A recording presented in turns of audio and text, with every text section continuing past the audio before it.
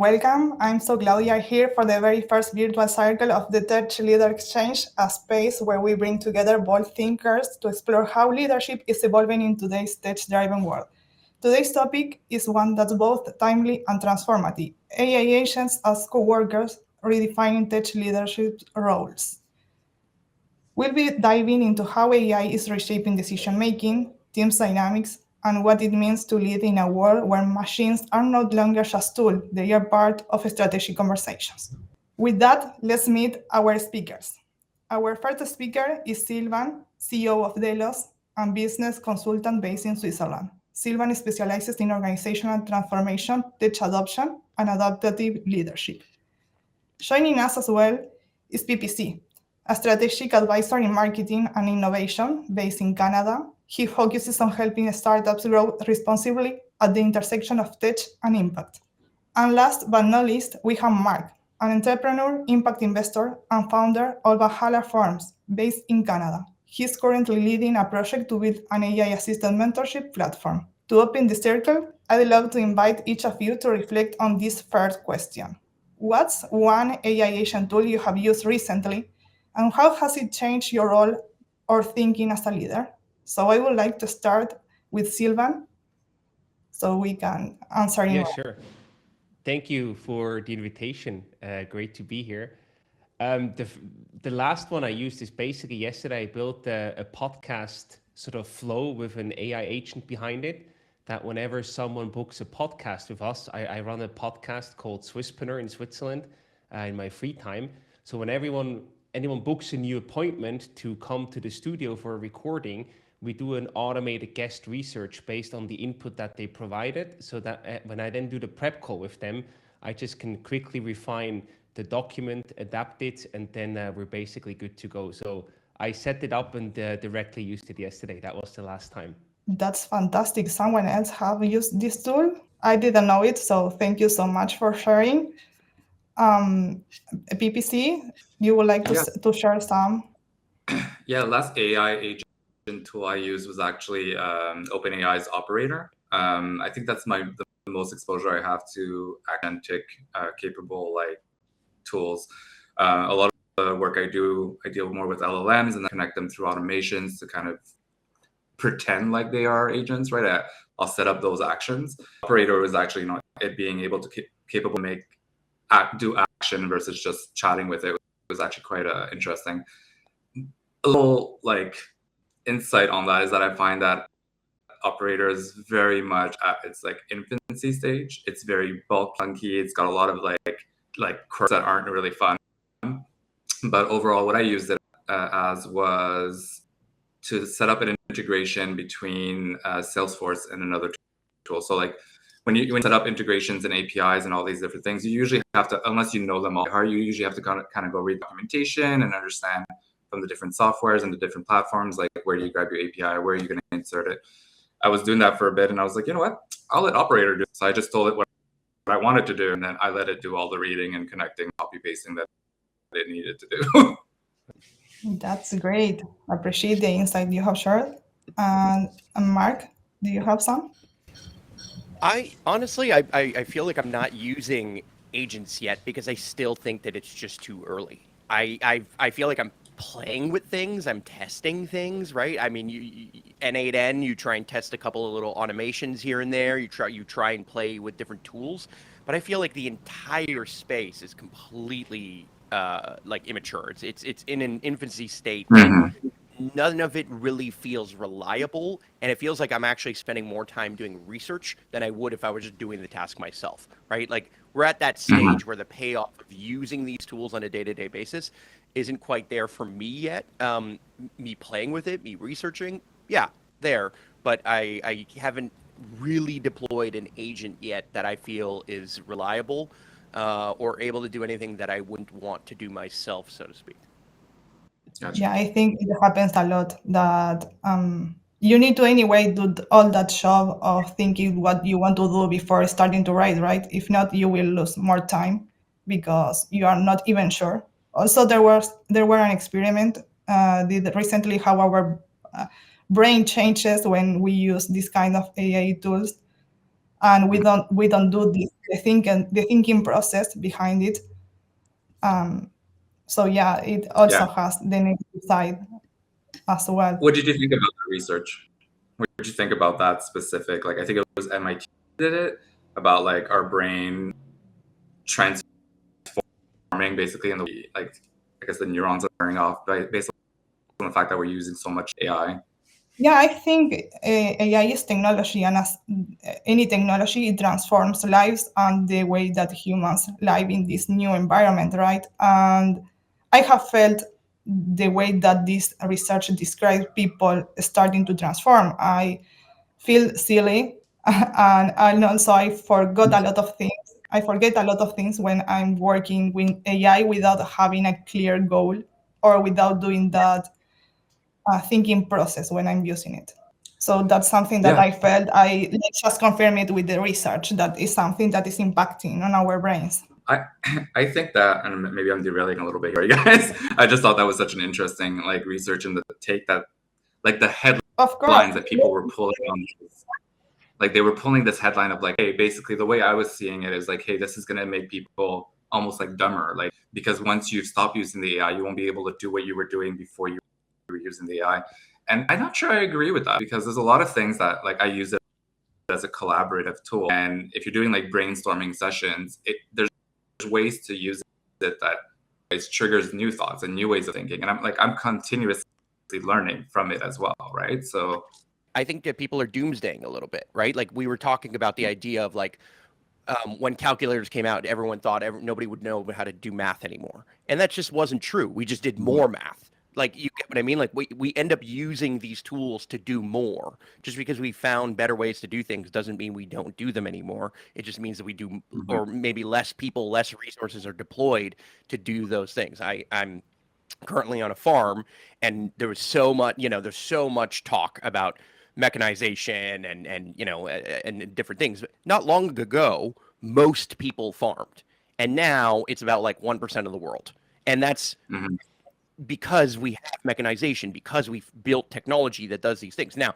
we're going to complain that maybe now the tractors are going to drive up and down the fields themselves. It's like, okay, great. So that only means that we could farm more. It only means that we can do more with the tools once we get there. I don't think that we forget the information.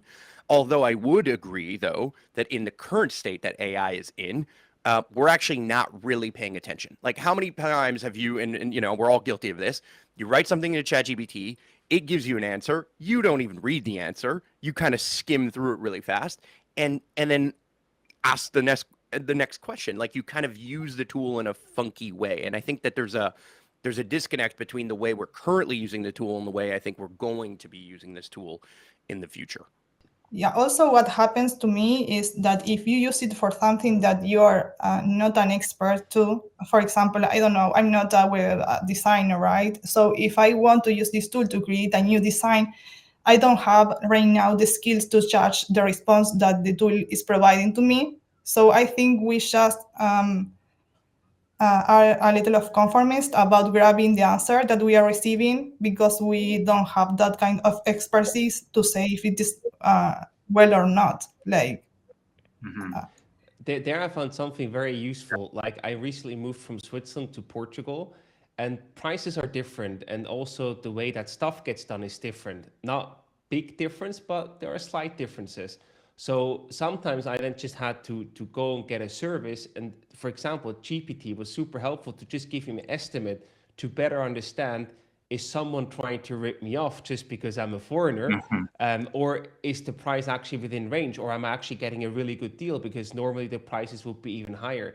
So just for that stuff, even where you don't have a lot of knowledge, it's so helpful to just get like a second opinion. And to pick up what Marc said before, I had recently on our podcast a discussion with a CTO, and he said exactly the same. He said when we were introducing the computer, everyone thought, oh, the computer is going to do more work for me, I'm going to do less work. Great, but the opposite was true. We all did way more work because now we have a bigger leverage, and with the same time input, we can increase our output. And I think the same is true.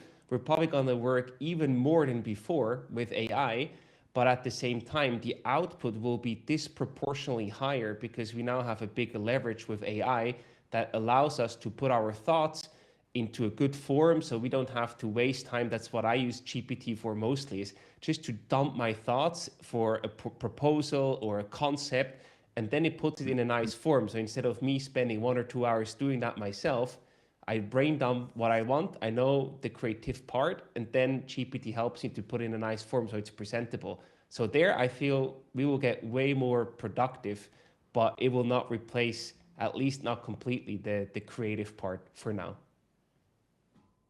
I agree with you on that. Well, Yeah, I think that the most value outcome comes when you mix your own expertise and knowledge with these tools, right? Exactly. Okay, I would like to continue then with some more questions for you. This one more directed, focused on your own experience. So I will start with Silvan. How do AI agents help you to extract meaningful insight from public data? And what does that free you up to do as a CEO? Yeah, so maybe a little context. So with Delos, we built basically a software for public affairs. So we help big companies with their public affairs efforts.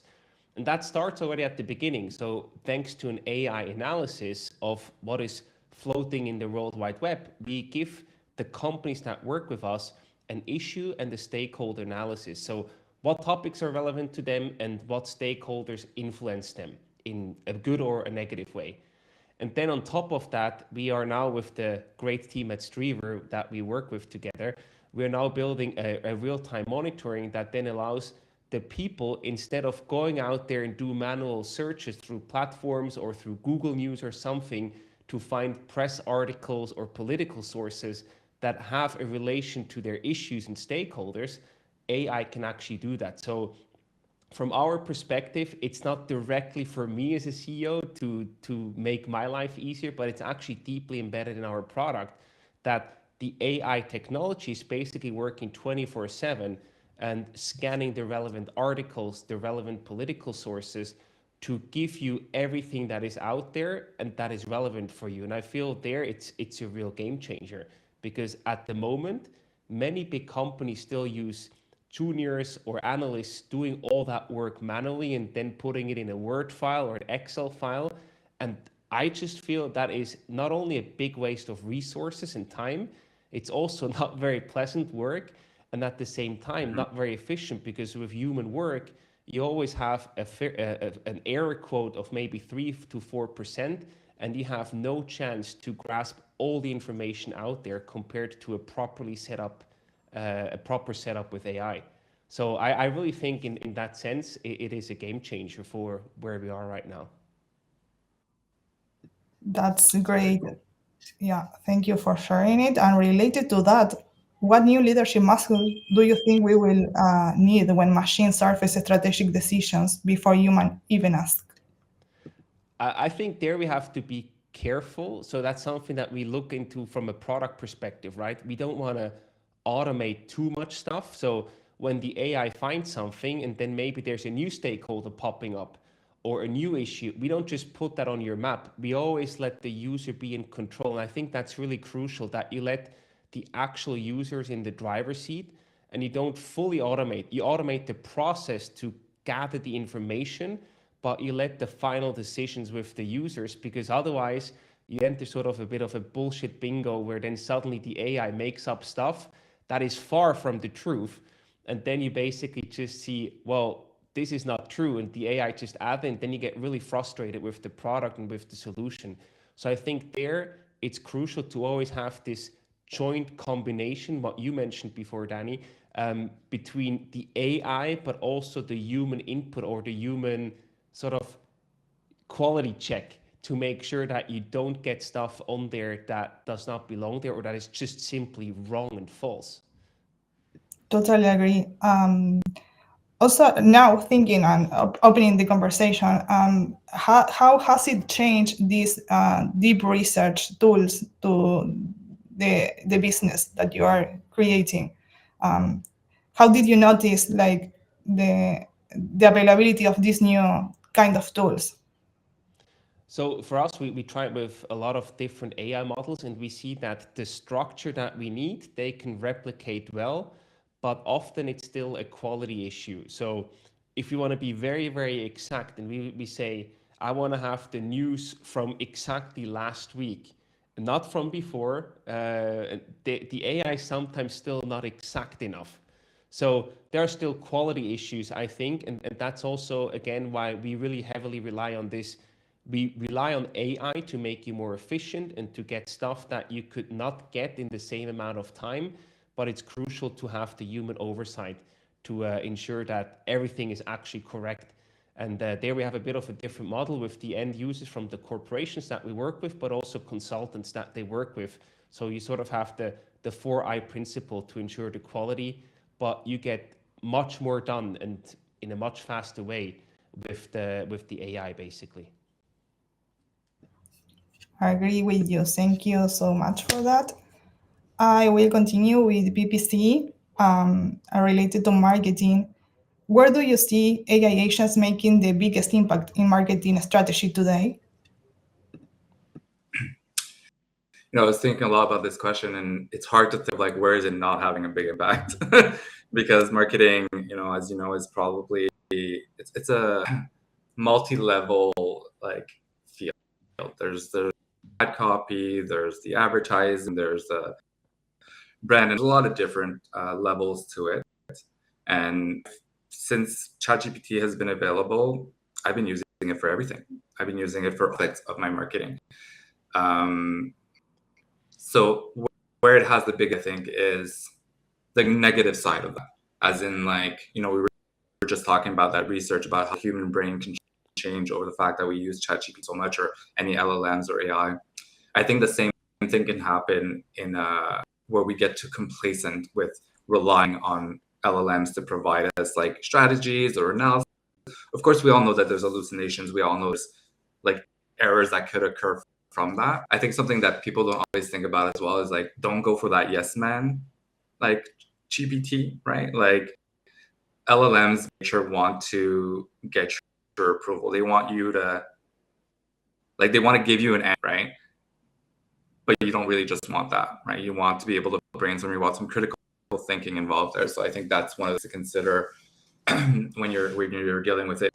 Me personally, I find where it has had the most impact is whatever tasks that I'm doing that requires reviewing and understanding and using from large amounts of data, right? So obviously AI lives off data. So if you're going to be, you want to create a strategy, you want, instead of having just like 1 or 2 customer avatars, in the space of marketing, you might have 4 or 5 different like buyer persona per product, right? And like analyzing all of those can be time consuming. So often people will cut corners and be like, okay, let's just general for the top persona per product or top persona per product. But with it, you could have like 10, right? You can actually go deep. You can go to the granular level and really take all of that information, put it into your LLM, provide it with your main objectives, ask it to give you like some like bird overview strategy, taking into consideration all the data provided you. So when I'm talking about like brainstorming with AI, I read like I use it as a second brain. I go from like very large view and then start working and segmenting into like, okay, these are the different aspects of the strategy that I'm using for this specific LinkedIn campaign or this Facebook ad campaign or whatever that may be, right? So I think that's probably one of the places that has the most impact. So on the negative, it's the idea of getting not doing enough of your own thinking. You got to be careful with that, especially if you're dealing with a yes man. It's just like, yes, that's such a great idea. And then the other aspect is like, okay, what is the data actually telling you? So relying on the fact that like you have to, like, if you're in any kind of industry right now, there's data involved, right? And so it comes down to the fact, like, collect that data, organize it, structure it, and then put it into work. I think the AI, it's a people pleaser, right? So it really wants to always give you, yeah, you're right. You're good with this. One thing I notice on the content front is that many companies use AI without fine tuning the content, and then all the content sort of starts to sound a bit generic. It's always like, I'm thrilled, or it's a pivotal moment. It's like the same words that you see over and over again. And I feel people start to sense that and then get turned off a bit by that content. What we see with our podcast with Swisspreneur is that human content, where we have photographs from our events or actual people on the pictures and not some AI generated images, they are performing disproportionately well. So I think the human touch and using AI, yes, but adapting it to your own tone and voice to make it sound like you, human, and also making it fit to your brand is really important there, to not get sort of lost in this generic AI content. There's probably more content than ever before, I assume, but you really have to stand out through authenticity, I think, to have a good and long-lasting effect. Yeah, totally. Absolutely. Also related to marketing and maybe with SEO, like for web pages, for example, I think that Google is not penalizing right now the use of AI, which makes totally sense. But at the same time, it tries to understand which is the web pages that provides value to other people. So as you said, if you continue using AI in a way that you are getting the same output always in a standardized way that is general and that is too much repeated, you will lose that extra value that is intended to be provided from your website, for example, which will decrease your SEO. So yeah, there is a combination of factors that you need to take care. Like it's not penalizing itself the use of AI, but if by the use of AI you get to a poorly result, you are going to be penalized. I'm not So sure there, they're not actually penalizing. Sorry, I didn't mean to interrupt. yeah, no, I'm saying just that if you don't provide good value with the, for example, if you have a post and then you write an article and it doesn't provide value, you are not going to be well ranked, right? No. So No. what I'm saying is, if you just use the ChatGPT to create the content, and it's the same content that you will see in 20 more pages, then you are not going to be good results, even that you have a fantastic, well-written article. Well, yeah, what's changed and what's really shifted is that now more than ever, quality over quantity matters, period. And that was always true in marketing, in my personal opinion. Any good marketing campaign always focused on quality of message, quality of story, quality of connection, quality of value prop, being able to communicate those different components to the end users or to the people who are, buying a product or service. But now it's 10x the need for that. And I don't think it's just a bit generic. It's super generic. It's super easy to see that something was generated by AI in certain moments. And when that's seen, immediately that creates a negative response. It's like a bad first impression. It's like, imagine showing up to a first date and you're wearing really horrible clothes. It's immediately going to not work out well for you. And I just think that that's where people are going to drop the ball. I think that when you use AI to make content at this current moment, maybe in the future it's going to change, and I think it will change to some degree, but at this current moment, that's not going to work for you. If you're using AI to do better data or to make better custom landing pages, or to say like, hey, instead of me going after, like PPC said, 2 target markets, I'm going to go after 10, and I'm going to make those variations of these landing pages way more prolific. I'm going to make way more content. I'm going to test in a big way. So I'm going to make 100 ads instead of 10 to try and go out to the market. That's where this gets to be used, right? But it's constantly an 80-20. Like AI right now can do about 80% of the job of certain components, but it's doing the easy part of the 80%, right? The last 20% is where all the money and all the value is made, though. Like everything boils down to, but the last click or the last couple of components. And I still think that it's not nearly as good as it needs to be, and it won't be for a while. Again, everyone's super hyped about this. I do think it has a lot of implications on research, on data analysis. You're right that it makes people more efficient, right? Somebody who's coming in, and if I can get all of this data, all the data that I was reading in multiple emails and all the sources that I was paying attention to, all fed to me in a faster, easier format, that's going to save me or anybody time.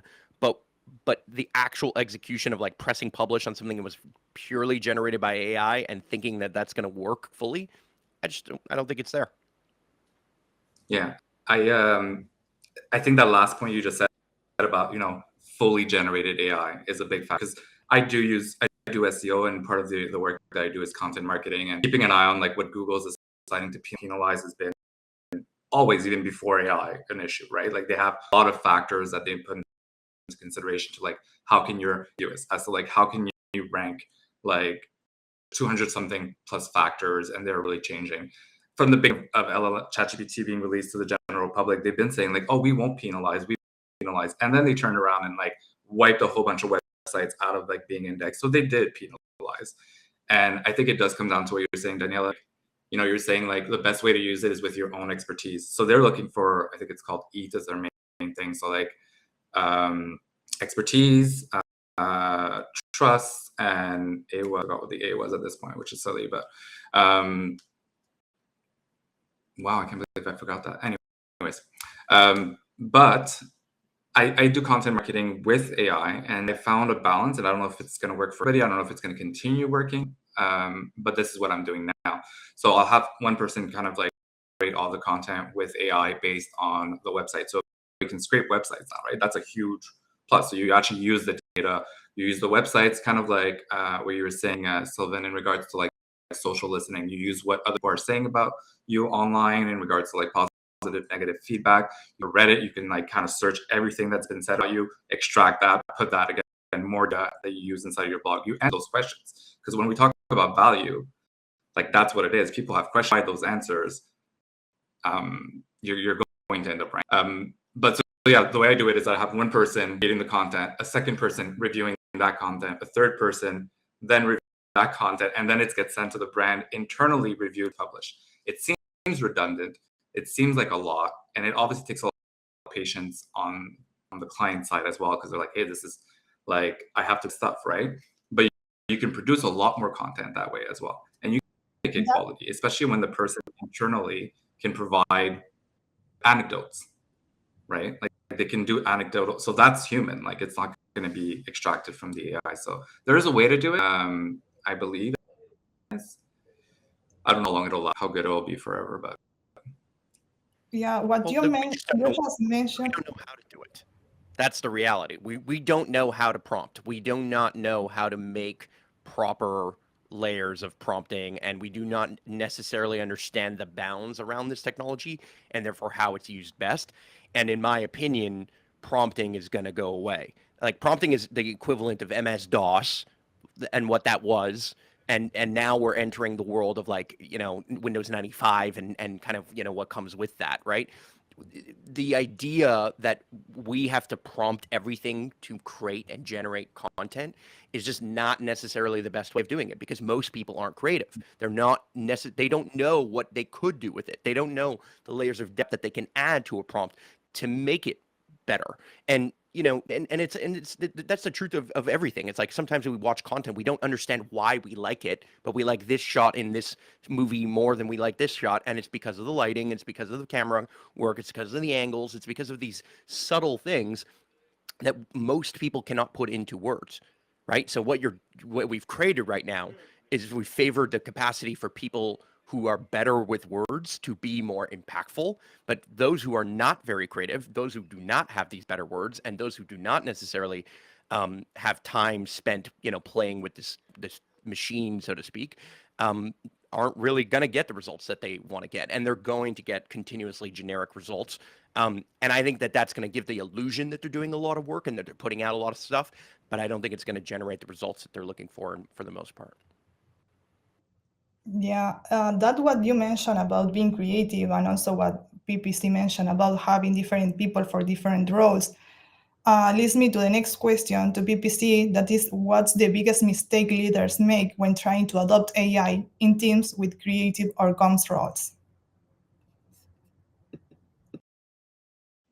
Well, I think that we talked about it a bit earlier when it comes to the yes man aspect, right? Like you don't want to put yourself in a situation where, and we have that situation. I think humans like to be like patted on the back, right? Like we're constantly like building technology ends up with that. Look at your social feeds, right? Like it's a confirmation bias whenever it's like we're in a loop. You're seeing things that you already want to see, right? So that's how the social media algorithms work. And I feel like that's kind of how we're heading in the way that we're using AI as well, because the LLM originally wants to, one, satisfy your query, what you asked it for, and two, then try to be factual. Like that's after the fact, right? So I think be careful. The yes man aspect is a big problem. Something I like to do, because there is, and Marc mentioned earlier in regards to like creating super content, like as I was explaining that process of like breaking it down among like different people review, we also have to remember if you're using like a custom GPT, there's memory involved now, right? So like it's remembering, and technically speaking, it's getting better. Like you start prompting in the future, you don't have to give as much information as you did the first time around. And so because of that, because I get tired of having to go hit that little temporary chat button inside of ChatGPT, sometimes what I'll do is I'll rather just take it and bring it into like Gemini, and then I'll take it to Perplexity, and I'll have them cross each other, like so it doesn't always stick with the yes man, right? Kind of having like, hey, what do you actually think of this strategy? I'll have one create a strategy, I'll review it, I'll think about it, I'll get that information, I'll put it into a different LLM, be like, what do you strategy? Where are some rooms for improvement? Like pick at it, and like. So I think that's the idea of like using AI as like coworkers. When you're sitting in a brainstorming, there's like 5 or 6 of you there, and like there's a different dynamic than just one person talking AI, right? So I think trying to reproduce that as much as possible is kind of how I'm trying to use it. Funny enough, but and then obviously another big mistake I would say is one-shot prompts. Like Marc was just saying, like people have trouble with prompting. Like learning prompting is quite important, and I think there's 1,000 different like out there that's going to tell you what is the best way to prompt. I think it comes down to like you and yourself and the projects you're working with. Like you have to know like what is the best kind of prompting for the projects that you're working on, I think, anyways, for now. And then last, find your data, right? Like be sure your data is clean, make sure it's organized, make sure it's structured. Again, let's keep in mind that data is a big portion of all of this. So I think people that go into trying to build a marketing strategy with AI and not come to the table with the appropriate amount of data or the right data is kind of losing out. Yeah, prompting has become its own business itself, right?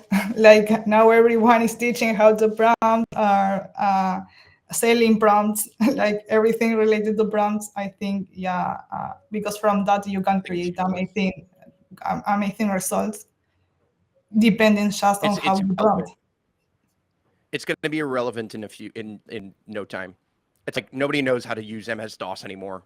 Knowing how to prompt is going to be completely irrelevant because the person who's going to win at the AI race is going to come up with a better UI where that prompt is constantly shifting and changing.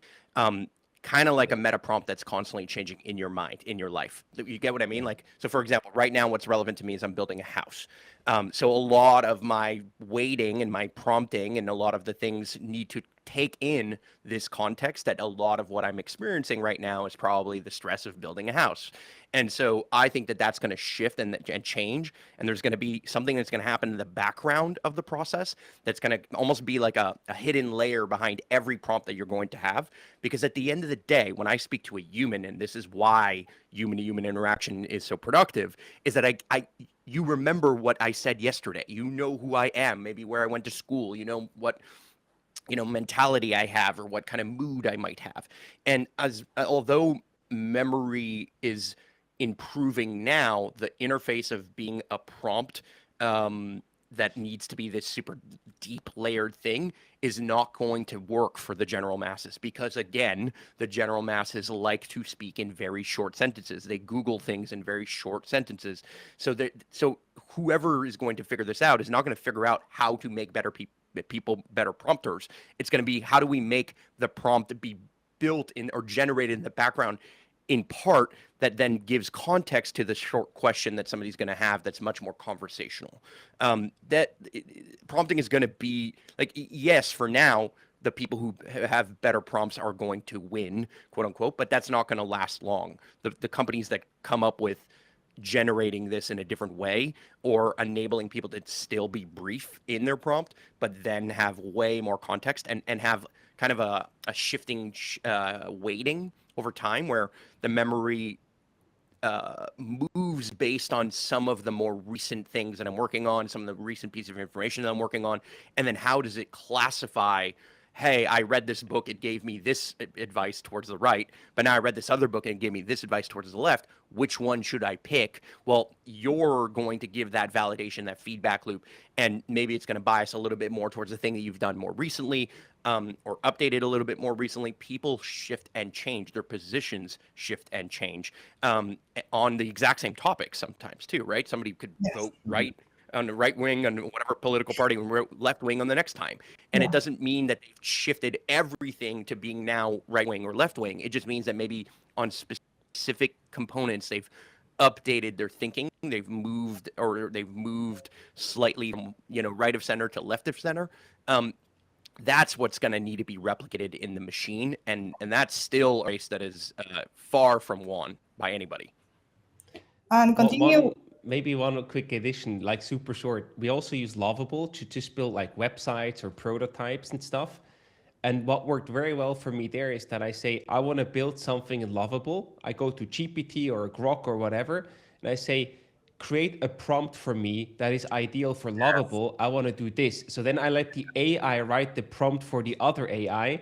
And that turned out to be very, it delivered very good results for us in much shorter time than trying to prompt it or engineer it myself, because I failed to do so the first time. That's true. Yeah. That's true. That's great. Yeah. Also, I know about it, like creating, for example, when you need to create videos with AI, you just create the whole script in another tool, and then you move that script. They're prompting to each the other. actual, like this. Exactly. Yeah, exactly.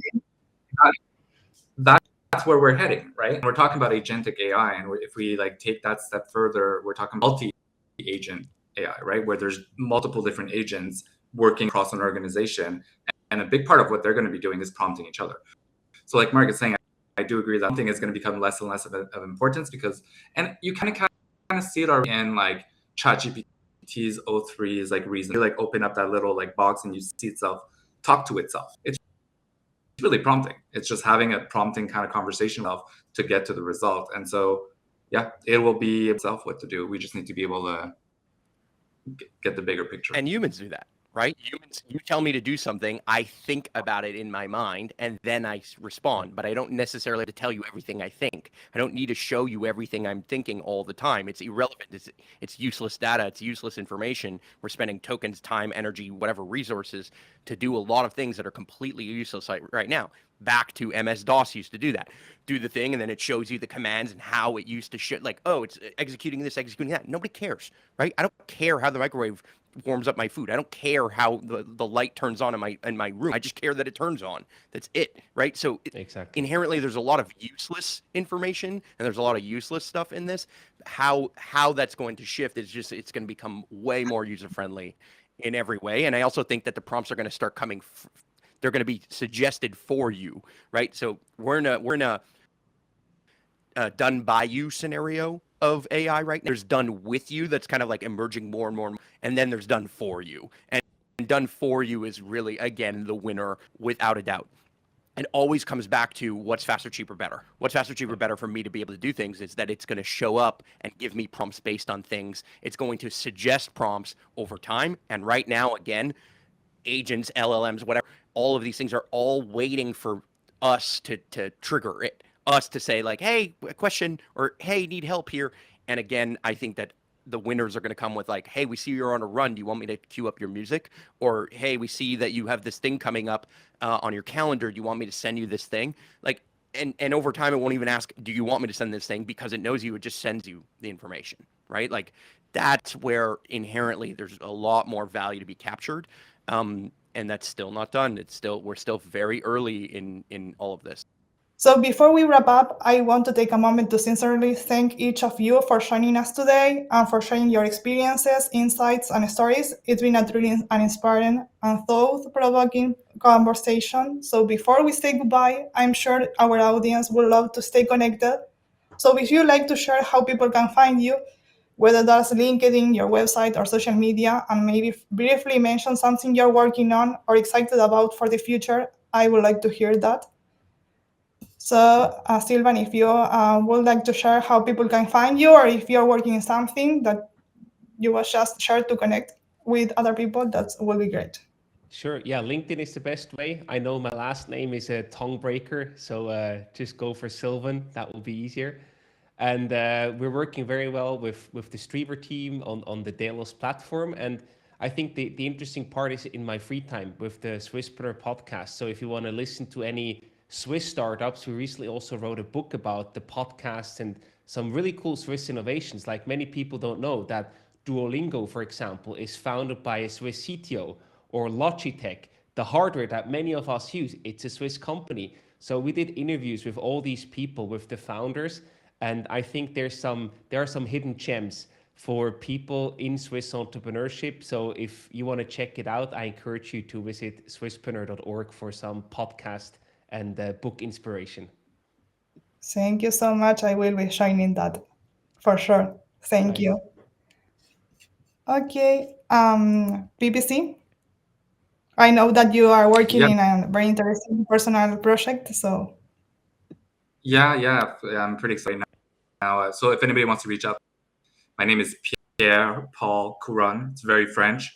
It's a lot of letters, but I'm sure it'll be somewhere here that you can kind of search it up. And as for projects, I'm working on something called Humans of Tomorrow, which is a nonprofit organization. The idea is to be helping individuals that have been displaced due to AI, kind of offering 3 pillars, which is going to be like some counseling and reskilling, and then any kind of administrative support they need to like transition in their work. So AI is becoming a bigger part of like our world and society, and I feel like we got to keep focused on that human aspect of things. So humansoftomorrow.org, come check us out. Right now we're in stage, so we should be up and running hopefully soon. And thank you for having me on Guys, chat. I will have to drop for my customer call. Really great meeting you. So BBC, that's wonderful to hear about that Humans of Tomorrow and all the social impact that you are considering behind your project. So I invite everyone as well to find more information about it. And I would like to hear now about Marc. Do you have some network where people can find you or something?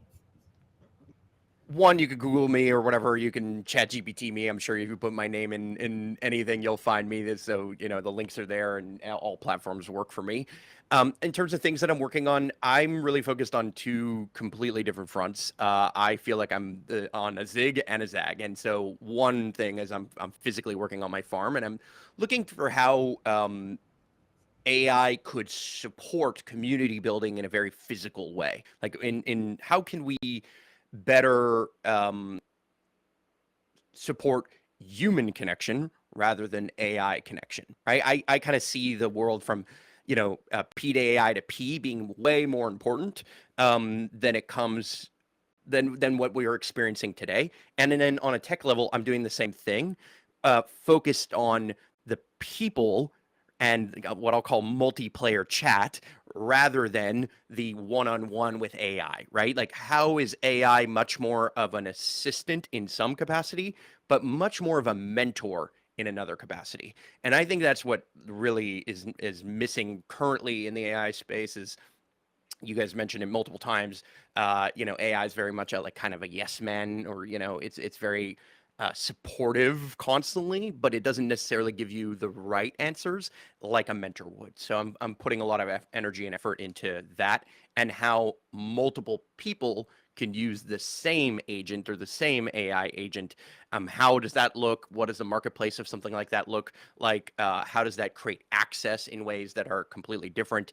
That's some of the work that I'm doing in the background. Sounds really great. So do we have a name for that? Mentor new tool? It's not publicly yet. So we do, but it's something to do with mentors. Yeah, We will need to wait a little more then to hear more about it. Exactly. Okay. But sounds really good. Everything. You'll hear when it pops up. You'll hear about it when it comes out. Yeah, you'll hear about when it comes out. Thank you so much, Dan. Was wonderful having you here, and I hope we can also meet in a next session. That I think Awesome. was for the closing. So fantastic. I would like just to go back to Mark questions. With that, there will be 2 questions asked to everybody, and then we can close the meeting. Sorry because of the timing. That's totally okay. Don't worry. Okay.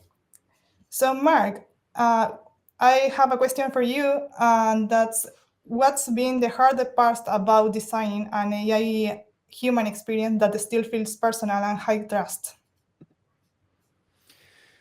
Yeah, I think the hard part about designing a new experience is that it's totally new, and a lot of what we constantly are thinking about is the way that the current web works, right? It's like so much of what we are constantly considering is like, well, how do people do it now? And then maybe we can make it a little bit different or a little bit better in some way, shape, or form. And I don't think that that's the way that this is going to play out in the end. I also think that there's just a lot more to do with an agent listening rather than responding is going to be a big component. Like right now, the game is or with AI is very ping pong.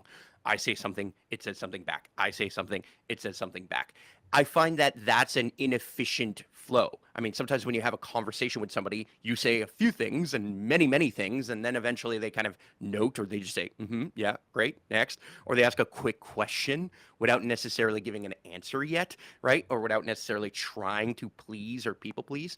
And so inherently it's acting like the new hire that's like is trying to please the boss.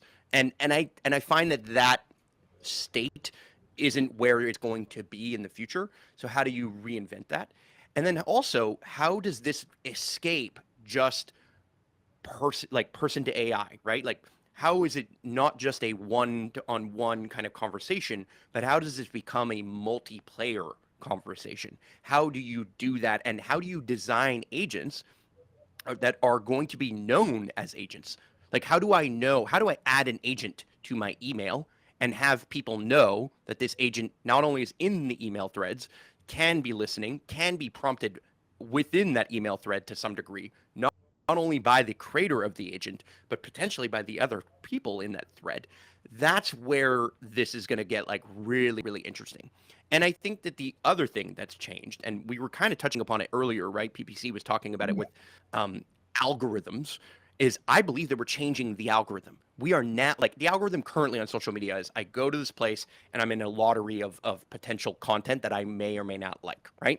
So it's a form of yes man algorithmically, right? It's showing you what you pay attention to. Whether you knew you were paying attention to it or not is a kind of interesting thing. In this scenario, and you're the product, right? Your attention is being mined and then being sold in a sense through ads.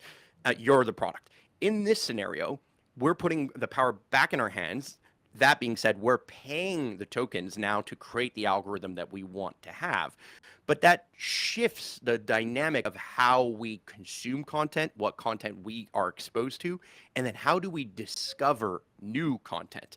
Back to, it's interesting if we, like everyone's focused on like, how do I use my agent? How do I create my agent? But then the next question becomes, well, how do I use your agent? Where do I find your agent? Where's the social media account or the access point or the marketplace for your agent, in the same way that there's a marketplace on Instagram or on LinkedIn for your business or for you as an individual? I just think that we're going to now have a mix between real people and agents or AI people, so to speak, in the same place, in the same platforms. And that's difficult to conceive because it's how do you validate whose agent this is, how performant it is, what reputation does it have, how do we cancel an agent, how do we remove an agent out of the space? All of those are going to be really relevant. Thank you so much. It was very insightful. And I have a question that related to what you are mentioning, and it's like what is the expected human experience, right? Because AI tools get updated too fast in the current world, But then the human is an animal of use. So, but also the next generation are expecting different experiences than the older people is expecting, right? For example, young people doesn't like to have phone calls. That is something that has changed over the years. So also the experience that the people is looking for is changing, I think. Yeah, So absolutely. yeah, I think as you are building an application also that has human experience as background is something that I imagine that you need to consider all the time how that experience that we are looking Yeah, that each and I person think is it's looking making for it is more changing. conversation. I think yes, and I think it's making it more conversational. The idea is like inherently the winner is going to make having a conversation with AI be simpler. I you know, you think that it's simple enough. You go to ChatGPT, you type, it types back, and that's a fairly simple way of going about it. Yes, there's voice. Yes, there's other things. I think the simplicity of that is going to get even easier. Where right now, in my opinion, ChatGPT is just way too long. It's too lengthy, too much information, too many things. I personally believe that uh, I really fully believe that that the shorter the answer and the more that it's going to be not only done by you but done with you and done for you is going to change the way that we interface with these different agents, and how that updates the memory and how this kind of like memory is moving over time with you. It's almost like on a journey with you is going to matter as well. But the most important thing is, again, everyone's focused on their agent and how they control their agent. The next question becomes, how do I interface with your agent? What controls or what direction could I give to your agent? And where and how do you, as the agent creator, get to put safeguards on those things? How do you maintain brand or reputation within your agent while other people are using it, so to speak, too? I think that's going to be an interesting dynamic, too. I think so as well. Thank you for that. I have one last question, and it is as a founder, how has your leadership changed now that AI is shaping the core of your product logic? Yeah, it's a great question. I mean, the first thing that everyone is obviously noticing is that I think building anything is going to require less people, which inherently means that you're going to require less to build something that's really innovative and interesting. But it also leads to the fact that you need to have even better leadership, personal human skills, in my opinion. Because yes, we can all just go and use ChatGPT to do something, but then there's a gap that then starts to form between what you did with ChatGPT and then how much do you really know. So I'll give you an example, right? We're currently crafting a storyline of like how to express what we're building in the agent space. And because it's so easy to just be like, oh, let's take a transcription of this call and then put it in the agent and put that out there, when it boils down to like somebody's at a, you know, you're at a cocktail and all of a sudden somebody's saying, hey, what are you building? And you don't have the tool in front of you and you can't just pull out your ChatGPT and say, hey, can you answer that for me? And now you have to say it. Most people are starting to fail. They're starting to fail at basic storytelling because they have no idea how to use their own words anymore to do this. So it as much as it's shifting things, and there's a big push towards what I'll call the zag on one side, well then the zig matters even more. The digital world starts to lose some of its luster, and the analog world, the physical 3D world, starts to become more and more and more important. People are going to be more impressed by people who are capable of communicating really powerfully. And this is going to be seen much more in younger generations as they age, right? Because right now, if you look at the younger generation, they're much more used to chatting than they are, like you mentioned, taking phone calls or doing certain things. So the people who have people skills are going to flourish. They're going to rise very quickly in the ranks of things. And they're going to get a lot more attention. I also think that there's a really important element of how brand is going to matter more, because in a world where there's more content, and more noise in the marketplace. Now your reputation and your brand and like what you stand for and the simplicity of that is going to matter again further. Brand is going to play a role in agents as well, right? Like, do I want to take advice on cooking from a random person who I don't know, or do I want like now Gordon Ramsay's agent to support me while I'm cooking and to look into my fridge and then say, oh, you can make this or that, right? So brand is going to play an interesting role, and who and how people build brand, how agencies and founders focus more on brand, aka focus on long-term association from topic to company or to group, that is going to matter more in my opinion too. That's great. Thank you for sharing your experience and your insight on this. I have one more comment in general chat just to share it with you and open the conversation for this last topic. And it's also how we handle the frustration maybe as well within the teams as a leaders when we have these AI agents working with us, right? Because there's this expectative that everything is going to be faster. But when we try to focus on the creative side of the things, these tools, it's really difficult that maybe we picture something on our mind. And when we ask this AI agent to build in a very specific way that we are expecting, that's all because we have this expectation in our mind, right? We know that we want to be this way, but then when we prompt, it will be slightly different. It will be not exactly in the way that we are expecting, and maybe it also will cause frustration within the team and on ourselves, because maybe we need to start iterating, and it will not that fast as we expected at the beginning, because we thought, okay, I will use AI, it will be just 10 seconds, but then we need to start the iteration process until we get the final result. So I'm just sharing this with you. I don't know what you think about it, but I think it's important also to consider when we are working with other people, how they are managing this frustration when working with AI agents. Absolutely. I mean, I think it's the same as if you were hiring a new person, right? When you hire a new person, you have to train them, you have to work with them slowly but surely, and deploying an AI agent is kind of similar. The difference is that for now, they don't necessarily get better. Their memory isn't that great. And it is frustrating. You ask it to, hey, can you take everything you just wrote and put it out in a 20-page PDF? And it just doesn't do it. It just constantly abbreviates. It's constantly trying to be super efficient. But even if I'm willing to spend the tokens and no, don't be efficient. Give me the long format. Give me the full 20-page. It layers in frustration that you think makes you faster, but I don't necessarily believe it does. Right after this, I have to write a script for a docuseries that we're filming on a farm.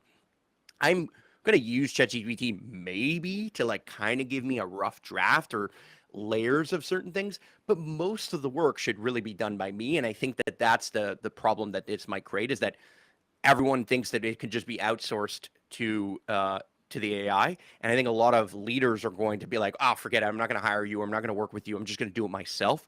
And that's going to lead to a lot of mistakes. Again, it boils humans have very the humans are way better than AI on almost everything, right? Sure, AI can do certain things with large amounts of data very quickly. So when it comes to things like that, right, when it comes to processing an enormous amount of stuff, that's where AI is going to shine for now. Over time, it will change, but I think we need to always have the human at the center of everything. The human needs to validate the information, validate the opinions, and kind of put in, in an 80-20 world, that 20 starts to matter even more, and that 20 is human, and it will be human for a very long time, in my opinion. Thank you again. Okay, I think that was all for this session. Thank you so much for joining.